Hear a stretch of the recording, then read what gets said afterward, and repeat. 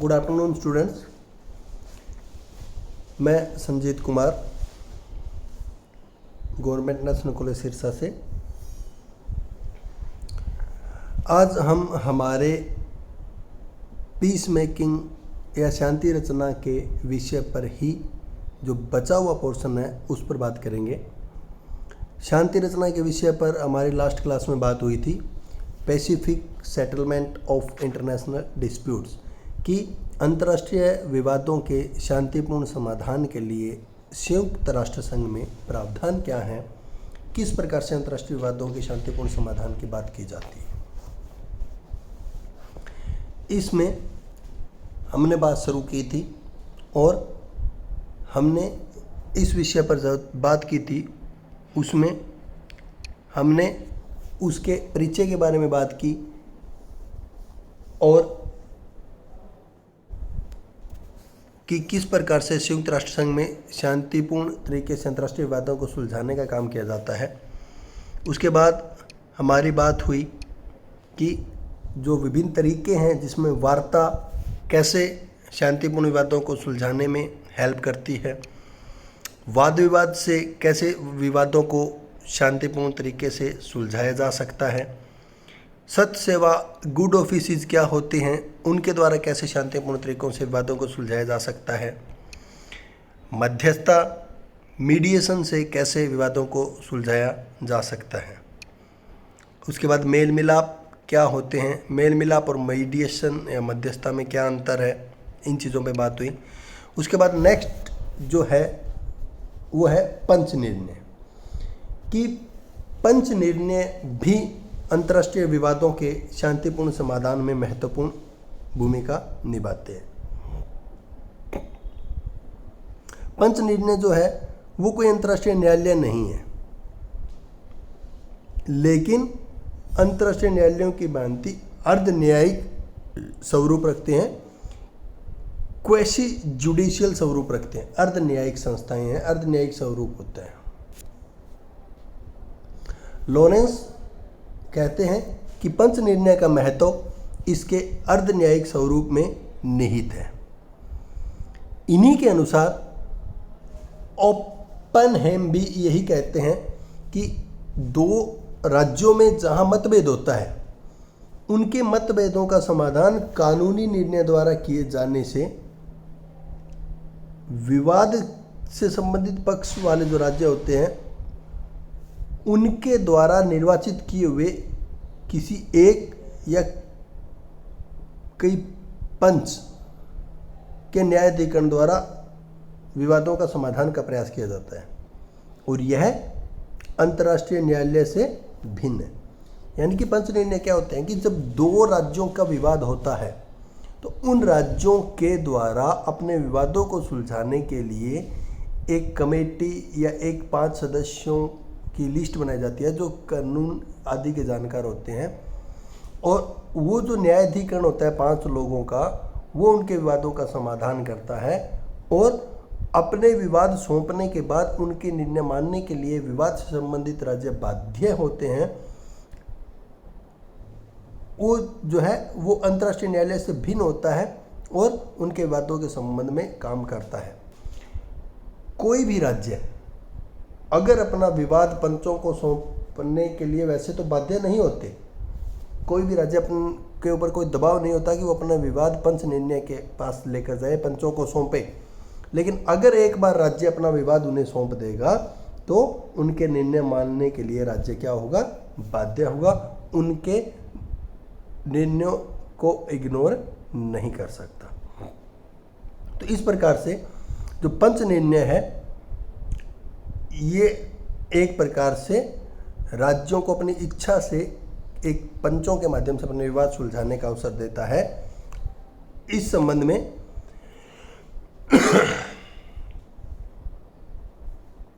Next जो आता है वो आता है न्यायिक समाधान कि पंच निर्णयों के माध्यम से अगर कोई विवाद नहीं सुलझाना चाहते राज्य तो उसके लिए न्यायिक समाधान की व्यवस्था की गई है।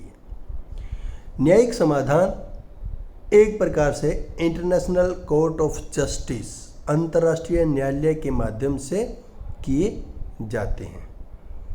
न्यायिक समाधान के अंतर्गत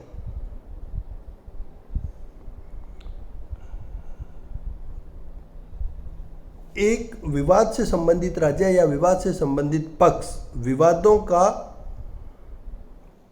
अंतर्राष्ट्रीय न्यायालय में प्रस्तुत करते हैं और अंतर्राष्ट्रीय न्यायालय के माध्यम से अपने विवादों को समाधान करने का प्रयास करते हैं। संयुक्त राष्ट्र संघ के चार्टर की धारा 94 में ये कहा गया है कि प्रत्येक सदस्य, संघ का प्रत्येक सदस्य किसी भी मामले या किसी भी बात पर विवाद होने पर अंतर्राष्ट्रीय न्यायालय के समक्ष अपने विवाद लेकर के जाएगा और अंतर्राष्ट्रीय न्यायालय के अस्तित्व को स्वीकार करेगा, मानेगा। और अगर कोई विपक्ष या अगर कोई राज्य जिसका विवाद है, विवाद से संबंधित पक्ष अंतर्राष्ट्रीय न्यायालय के द्वारा दिए गए निर्णय को नहीं स्वीकार करेगा, नहीं मानेगा, तो दूसरा पक्ष उस विषय में सुरक्षा परिषद का सहयोग ले सकता है, सुरक्षा परिषद का सहारा ले सकता है। और सुरक्षा परिषद अंतर्राष्ट्रीय न्यायालय का निर्णय नहीं मानने वाले राज्य के खिलाफ कार्रवाई करने का उत्तरदायित्व रखती है, कार्रवाई करने का उत्तरदायित्व होता है। इसी दिशा में 1945 में जब संयुक्त राष्ट्र संघ की स्थापना हुई, उसके बाद से लेकर के कई सारे अंतर्राष्ट्रीय विवादों का समाधान किया गया। जैसे 1949 में कोरफू चैनल विवाद का समाधान अंतर्राष्ट्रीय न्यायालय के माध्यम से किया गया। 1951 में एंग्लो ईरानी ऑयल डिस्प्यूट, तेल विवाद का समाधान इस के माध्यम से किया गया। नामीबिया के संदर्भ में संयुक्त राष्ट्र संघ के प्लेटफॉर्म पर अंतर्राष्ट्रीय न्यायालय द्वारा दिया गया निर्णय बहुत अधिक महत्वपूर्ण है।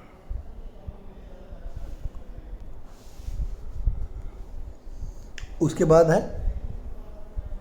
नेक्स्ट कि जो न्यायिक समाधान और पंच निर्णय है उनमें अंतर क्या है। What are the difference between arbitration and judicial settlement. पंच निर्णय और न्यायिक समाधान में डिफरेंस क्या है।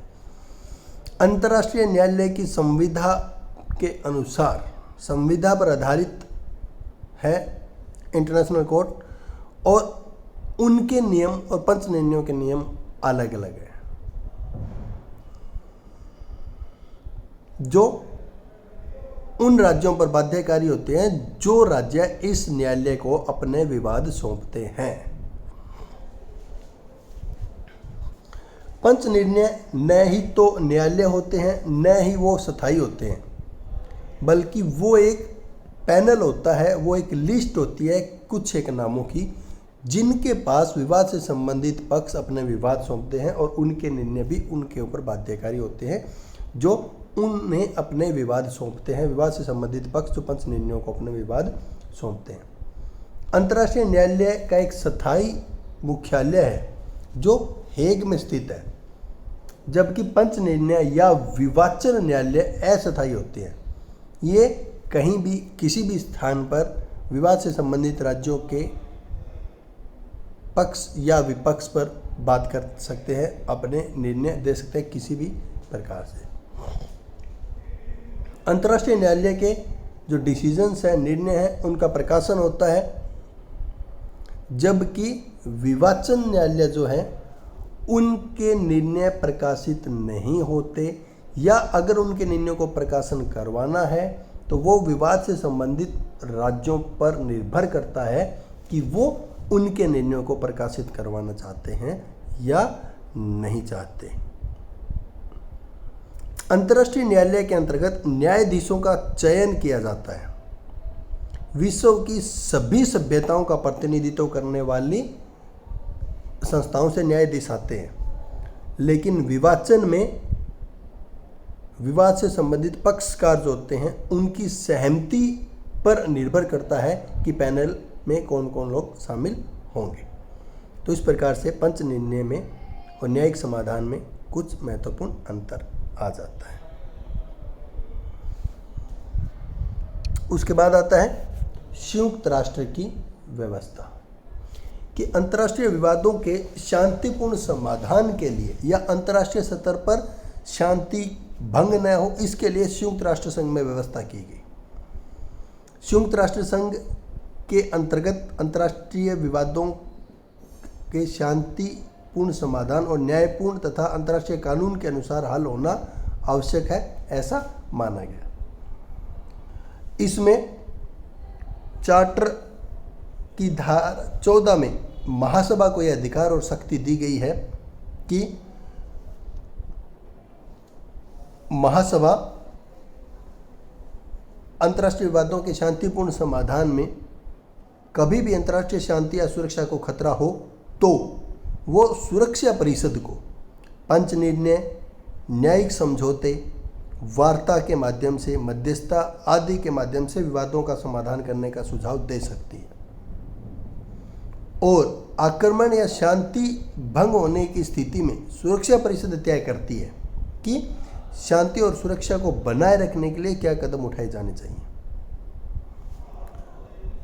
महासभा की तरह सुरक्षा परिषद किसी भी निर्णय लेने के लिए स्वतंत्र है, कोई भी निर्णय ले सकती है। और यदि विवादों के शांतिपूर्ण तरीके से हल नहीं निकाला जा सकता तो सुरक्षा परिषद सैनिक कार्रवाई करने का भी अधिकार रखती है। जैसे कोरिया के मामले में और कोरिया और सुएज नहर के मामले में सुरक्षा परिषद ने सफलतापूर्वक अपने सैनिक कार्रवाई के अधिकार का प्रयोग किया। 1991 में इराक ने जब कुवैत पर कब्जा कर लिया तो सुरक्षा परिषद ने इराक को विवादों का शांतिपूर्ण तरीके से हल करने के लिए तथा कुवैत को स्वतंत्र करने के लिए कहा, लेकिन ऐसा नहीं होने पर इराक के खिलाफ एक कार्रवाई की गई और उससे कुवैत को स्वतंत्र करवाने में अहम भूमिका निभाई।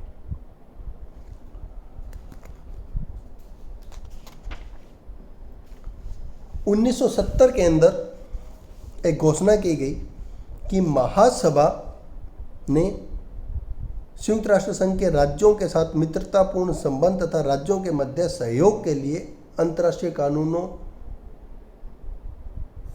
के सिद्धांतों की एक घोषणा हुई और उसमें ये बल दिया गया कि राज्य अपनी समस्याओं तथा झगड़ों को शांतिपूर्ण तरीके से हल करने के लिए संयुक्त राष्ट्र संघ के चार्टर में दिए गए उपायों तथा सिद्धांतों का पालन करेंगे।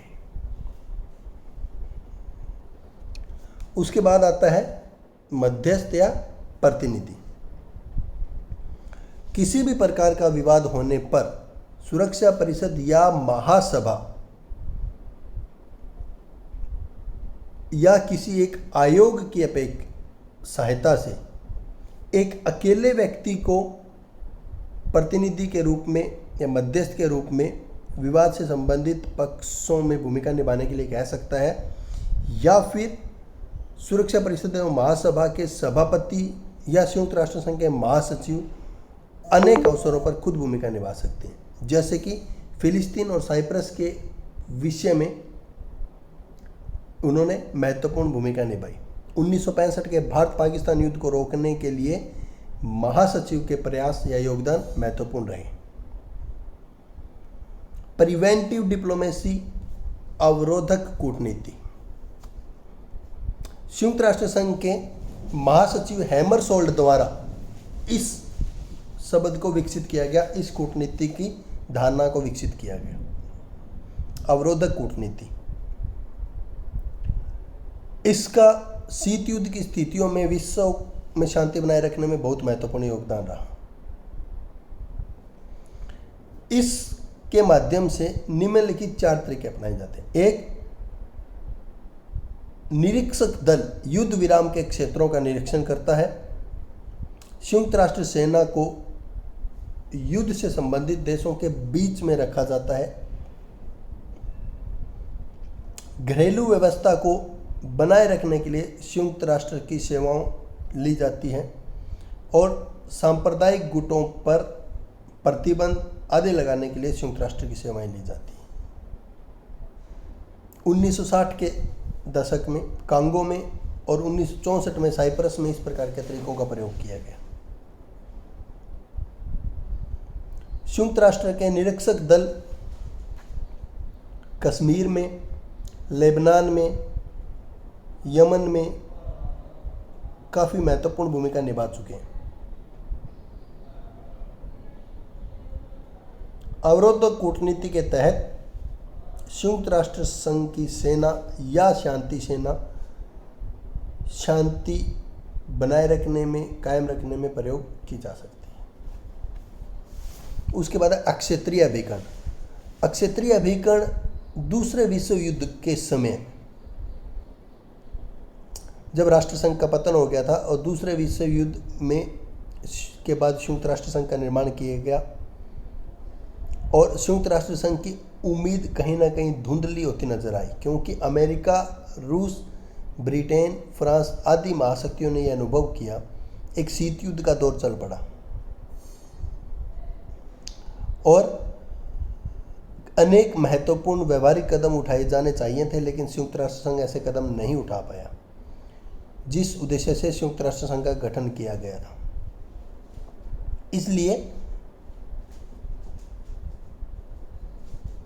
ये महसूस किया गया कि शक्ति को शक्ति द्वारा नियंत्रित किया जा सकता है, विश्व को दो ध्रुवीय या बहुध्रुवीय बनना होगा जिसमें शक्तियां अलग अलग केंद्रित होगी। और इसी प्रकार से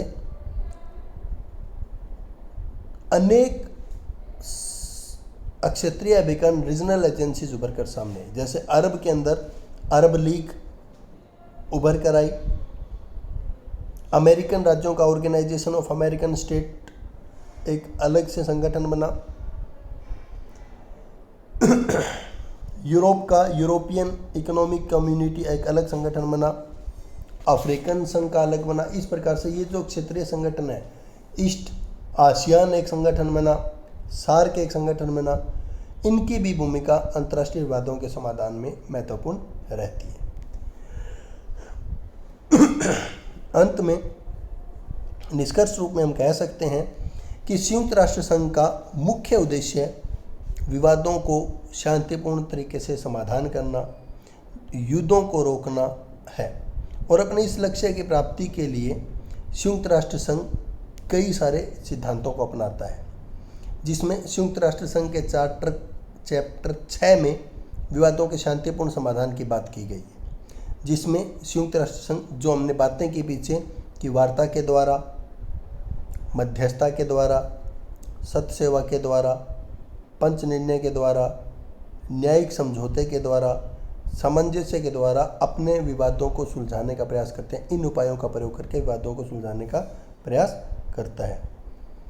यद्यपि शांतिपूर्ण तथा बाध्यकारी दोनों ही प्रकार की बातें की गई हैं, दोनों ही प्रकार की चीज़ों का प्रयोग करने की बात संयुक्त राष्ट्र संघ में की गई है तथा अंतर्राष्ट्रीय क्षेत्र में आमतौर पर मामलों को ज़्यादातर शांतिपूर्ण ढंग से ही अधिक सुलझाया गया है या शांतिपूर्ण तरीका ही ज़्यादा असरदार या कारगर हुआ है। तो इसलिए संयुक्त राष्ट्र संघ का चैप्टर 6 विवादों को शांतिपूर्ण तरीके से समाधान करने में महत्वपूर्ण भूमिका निभाने की व्यवस्था है और ये काफ़ी कारगर सिद्ध हुई है काफ़ी सारे मौक़ों पर। आज के लिए इतना ही। नेक्स्ट क्लास में हम करेंगे संयुक्त राष्ट्र संघ की शांति क्रियान्वित, जिसमें संयुक्त राष्ट्र संघ द्वारा विभिन्न क्षेत्रों में कैसे कैसे विवादों को सुलझाने के लिए प्रयास किए गए, कब कब किए गए, उनके ऊपर। तब तक के लिए धन्यवाद, शुभकामनाएं।